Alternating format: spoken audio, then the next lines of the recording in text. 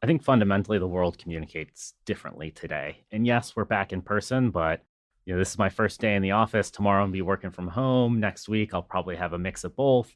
And I think yes, we'll be back in the office in some capacity, but there's going to be a persistent working from home in the world for a long time to come. And we're no longer in a world where we're sitting right next to each other. I think the vast majority of our communication is happening over recorded channels. It's happening over Zoom and Teams. I don't have the data in front of me, but last time I looked, I think Zoom had trillions of meetings minutes per year. So it's crazy the amount of conversation that is happening over that platform.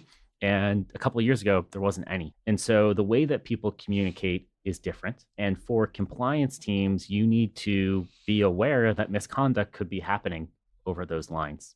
Welcome to the Innovation in Compliance Podcast, part of the Compliance Podcast Network. Join us every week as we talk with industry innovators who are making compliance to help business run more efficiently and at the end of the day, more profitably. Here's your host, Tom Fox. Let me turn to Ecom Surveillance. And as a broad topic, is this really mission impossible? Is it possible to have Ecom Surveillance? Is machine learning a part of that? If we could maybe flip it to the regulatory perspective, what do you think the regulators want to see? When you sit down with someone like me across the table, how do you help them think through that from an organizational perspective? Yeah, so Ecom Surveillance is the proactive monitoring of communications. It's often called Ecom Surveillance in a financial context, where that's just what the industry has evolved to call it, where you're looking at written communications, emails, chats, similar to compliance monitoring in general, looking at communications. I don't think it's an impossible task. It's something that as data volumes have exploded, so the amount of communications we're sending every day has exploded.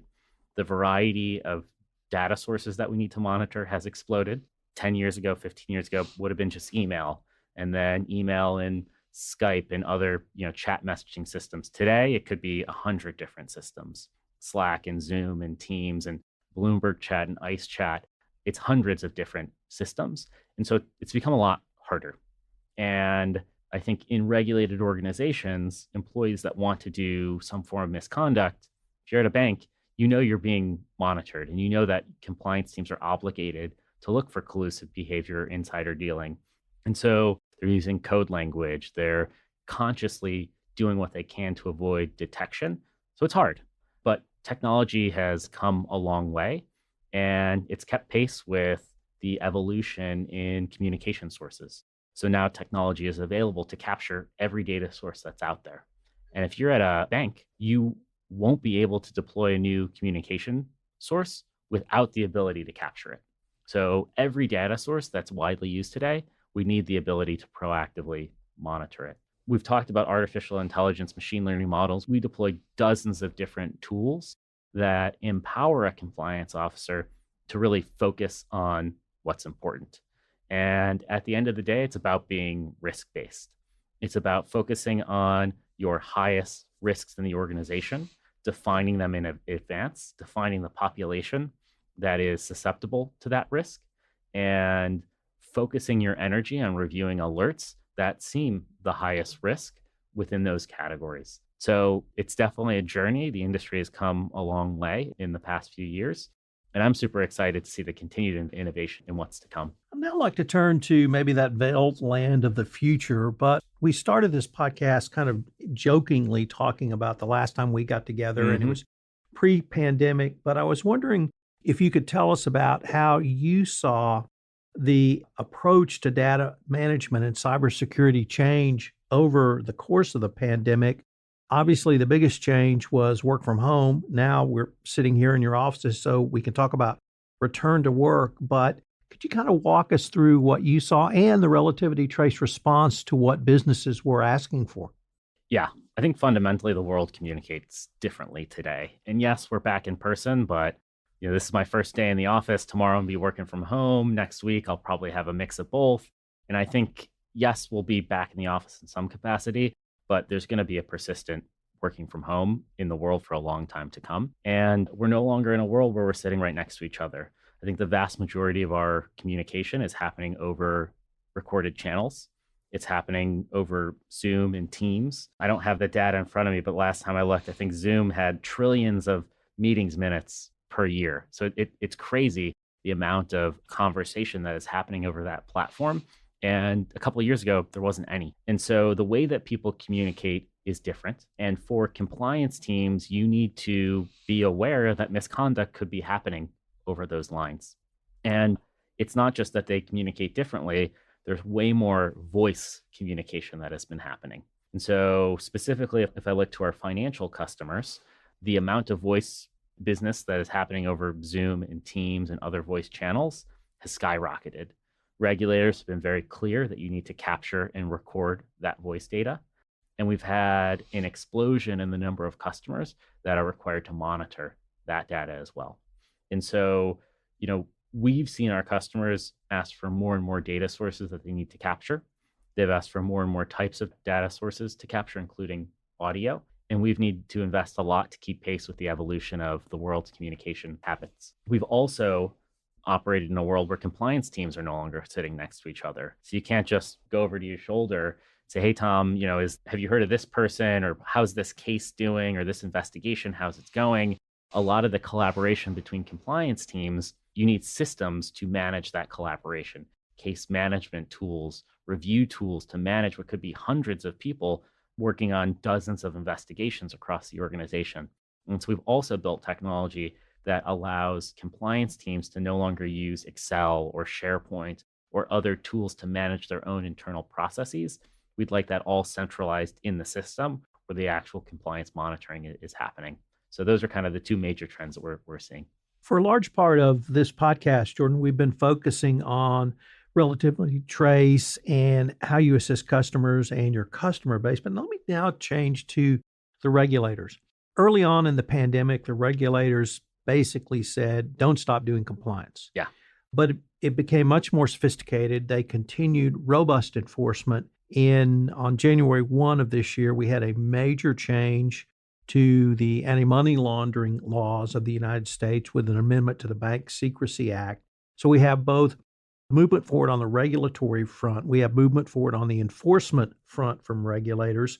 And I wanted to use that as an introduction to ask you, what's been your observation of the impact of COVID on regulatory scrutiny of your clients and the greater industry? The biggest one for us has just been the consistent reinforcement that your obligations don't change in a work from home environment. Just because people are working from home doesn't mean that your recording obligations go away. You still need to capture all communication vehicles. We saw some instances of some financial employees communicating over WhatsApp or other non-monitored channels, and regulators came down hard on them. And there's been a consistent reinforcement that just because people communicate differently, just because they're not in a controlled environment of the trading floor, you need to still be able to capture all of those communications. And so that really put a lot of pressure on technology teams. The business is sitting there saying, hey, we want to use Zoom, we want to use Teams, we want to use these new communication vehicles, but compliance, they couldn't deploy them at regulated organizations unless compliance teams had a way to manage them and capture them. That's honestly been the biggest impact to our business, is the consistent focus on keeping pace with how people are communicating. And then we've seen a lot of industry specific regulatory scrutiny. So if we go back to last year, times of high market volatility, there's a real focus on insider dealing. Pharmaceutical organizations, a focus on off-label selling. And so different industries have had different regulatory focuses, but the thing that's been consistent for us is you need to keep pace with the evolution of communication technology. So if we look maybe down the road, 2025, or perhaps even beyond, what do you see regarding cybersecurity data management? Yeah. So if we focus, maybe I'll focus specifically on cybersecurity data management, then kind of give a broader perspective of longer term. I think one is we've seen a shift away from on-premise technology to leveraging the cloud. And there's been some hesitation in certain industries. Hey, we have less control of our data. It's managed by someone like Microsoft or Amazon. And we're seeing a massive shift away from on-premise tools to leveraging SaaS and cloud technologies. And it's actually more secure than on-premise. If we look at Microsoft, they're investing billions of dollars in security. Relativity alone is investing something like 10% of our budget on cybersecurity and keeping our data and our customers' data secure. I think if we go out to 2025, we'll be beyond much of the cloud hesitation. And our customers, even the most sensitive financial organizations, law firms that have been really hesitant about the cloud, now are coming to us being like, we want to move our data to the cloud. We don't want to manage these on-premise systems anymore. And I think going to 2025, we'll see that trend continue. If we focus on compliance and compliance monitoring in general, we're going to see a massive shift towards leveraging more artificial intelligence capabilities. And it's not just that the technology will get better. It's not just machine learning models will get better, but defensibility of those models, the explainability of those models will increase even faster. The artificial intelligence has come so far in the past few years that it's already good enough to provide a ton of value to our customers. The innovation over the next few years is really going to be on that defensibility front. How do we prove defensively that something was alerted on for a specific reason and another communication wasn't? I think that's where we're going to see continued innovation in the next few years. I'm excited for the impact it can have on the industry. Let me see if I can wrap up with a few different concepts. Perhaps the most prescient thing I heard during the pandemic is that we have moved from disaster recovery to business continuity to simply business as usual, no matter what the disaster might be. It could be a January 6th, it could be a hurricane, it could be a cold snap, really anything, but it's now just business as usual. The use of technology, you really, I think, opened my eyes to how the Relativity Trace tool is far beyond simply responding to regulators. It's really incorporating regulatory requirements in a business process that makes it seamless. So really, how can not simply the tools you've talked about, but technology be used as a way to not only keep up with changing regulations, but help companies in this new paradigm of whatever the disaster is, whatever the situation is, you have to be open for business. And no one's going to accept, well, we had a storm, sorry. We know everybody on the phone today. As basic as that. Really, it sounds like to me that's what you're helping businesses do is it's now just business as usual and using AI and data. So I was wondering I know I threw a lot there, but kind of your thoughts on using technology as a way to go forward in this new environment that we're sitting in. Yeah. And I think as compliance officers, there's so much data out there that without technology, it's going to be hard to operate with business as usual. How are you going to be able to track the many controls you need to have in place? How are you going to sift through all the potential employees and risks that may be hidden in your unstructured data? There's just so much to sift through, so much to manage. And compliance teams are often underfunded. They're pushing for more budget. And technology, I believe, is a fundamental way where they can get more efficiencies out of the team and actually detect risks. And so a lot of what we're doing is enabling compliance teams to operate business as usual and focus on what they're really good at, detecting risks, detecting misconduct. And so leveraging SaaS technology, you don't need to manage some big infrastructure or update your system or keep it running or optimize it for performance. You focus on using the system and customizing it, configuring it to your use case. We're building artificial intelligence capabilities that sifts out the junk for you so you can focus on the 5, the 10, the 100 alerts that were generated by the system and use your time to investigate it, get a handle on it, take action and remediation.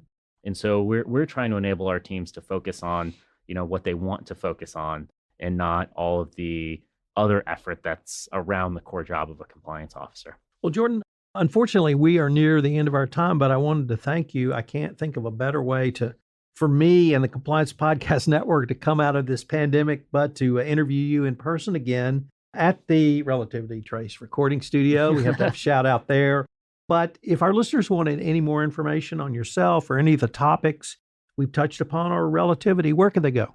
So feel free to go to our website, www.relativity.com/trace, if you want to dig specifically into trace, or email trace@relativity.com. We'd love to share a little bit more about what we do, answer any more questions, or just have a conversation. So please feel free to reach out. Well, Jordan, thanks so much for taking the time to visit with me, and I look forward to continuing this conversation. Really enjoyed it. Thanks for having me. If you want to stay up to date on the latest innovations in compliance and help your business run more efficiently, subscribe to this podcast and help spread the word by leaving a review.